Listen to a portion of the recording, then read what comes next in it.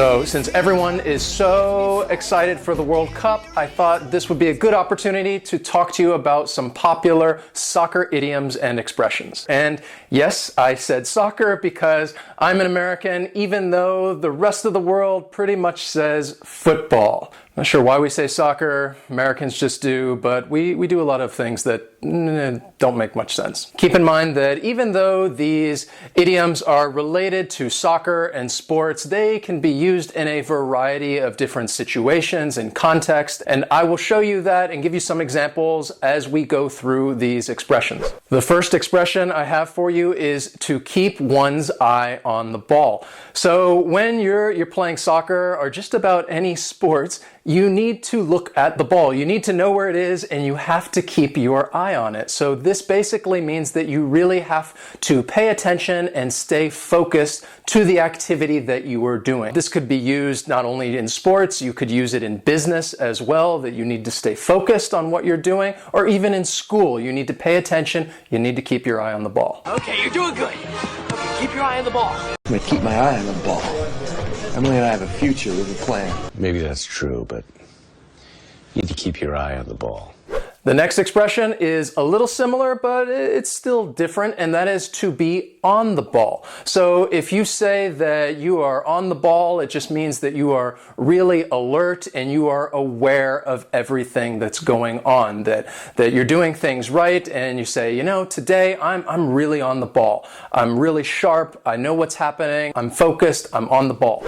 One of my favorite idioms is to get the ball rolling. And when we say this, it means that we want to start something. So it means pretty much exactly what it says. So if we have a ball and we want to start rolling it, then we get the ball rolling. We start moving along. Many times I would walk into a classroom and we're getting ready to begin class, and I'd say, all right, guys, let's get the ball rolling. Let's begin. I'll tell you what I think just to get the ball rolling. $2.27. Wow, look at you. You did pretty well. Really, because I put in the first two. To, get the ball rolling and to make myself feel better. And so if it's okay with you, I thought I'd get the ball rolling with a personal story.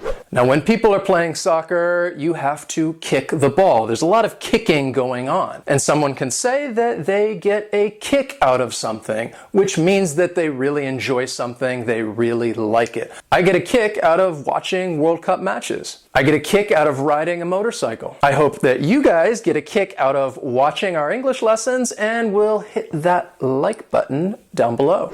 Another great expression is a game changer.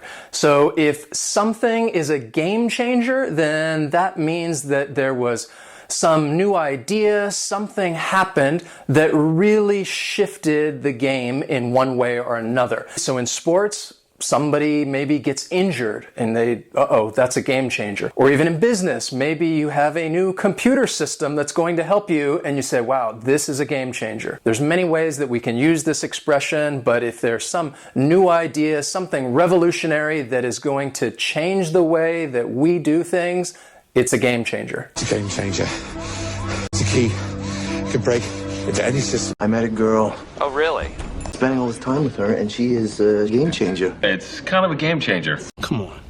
We need a game changer. This next idiom is one that I think I also use a lot, and that is a game plan. So if you have a game plan, it means that you have a strategy for doing something, that you have a plan of action that you are going to execute in order to succeed. You must have a game plan. So if you're playing soccer or any sports for that matter, you need to have a game plan. You have to have a strategy to win. And in business, you need a game plan if you're going to do some negotiations.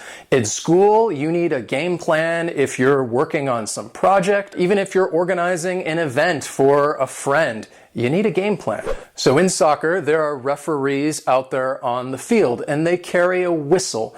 And sometimes they might blow the whistle. And when you blow the whistle on someone, it means that you're calling this person out for doing something wrong, maybe something even illegal, and you're reporting it to the proper authorities. You can blow the whistle on another person, you could blow the whistle on a company, on an organization. If somebody's done something wrong, you can report it, you can let everyone know, and you are blowing the whistle on that person or company. We can also change this idiom around and make it a noun and say that someone is a whistleblower. And if someone's a whistleblower, then that person is the one who reported the wrongdoing that is happening. They're a whistleblower.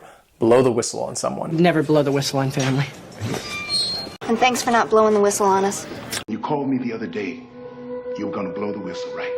Another great soccer expression, which is also, it's relevant to any sports out there, is to say, oh, we were robbed. And to be robbed means that something happened that was unjust, that you don't think is fair. Maybe you just barely missed the goal, or maybe there was a penalty and you disagree with it. You'd say, ah, we were robbed. A very common expression is to take sides. So if you're thinking about soccer, you have two different sides of the field. One team is on one side, the other team is on the other side. And you take sides. You are cheering for one team. So if you are taking sides, it means that you are supporting one over the other. And this is very common because it's used often when two people disagree about something and another person is there and they're trying to figure out, okay, who do I agree with? Whose side am I taking? Everyone's taking sides and splitting into groups. Well, if Bernadette's on Amy's team, I pick Howard. I'm not taking sides. Fine, because I'm stuck with Raj. I'm sorry. All right, take his side. I am not taking his side. Well, whose side are you taking? You guys are besties. Someone should apologize. I don't want to take sides. One could be forgiven for thinking you're taking your family's side in this debate. I am taking their side. Next is to be on a roll. And if a sports team is on a roll, that just means that they have been very successful lately. They've been winning a lot. They have a streak of success. So you guys are learning these idioms and expressions and you're learning so much English. I could say, yeah, you know, you're on a roll. Keep it up. You're doing great. You guys rock. And anybody can be on a roll if they happen to have a lucky streak. And you could say, yeah, you know, lately I've really been on a roll. Now that you know some of these popular soccer idioms and expressions, I have a question for you. I'm going to challenge you. This is Interactive English and we have an interactive question. So I want you to click on the correct answer. What does this expression right here mean? To score an own goal. I want you to click on the answer that you think is correct. If you don't know the answer, then just say, I don't know in the comments, and I will tell you the answer. I promise you. What does it mean? Click on the correct answer. If you don't click on an answer, the video is just going to end, and then I hope that you will like this lesson, share it, and go on to watch other lessons.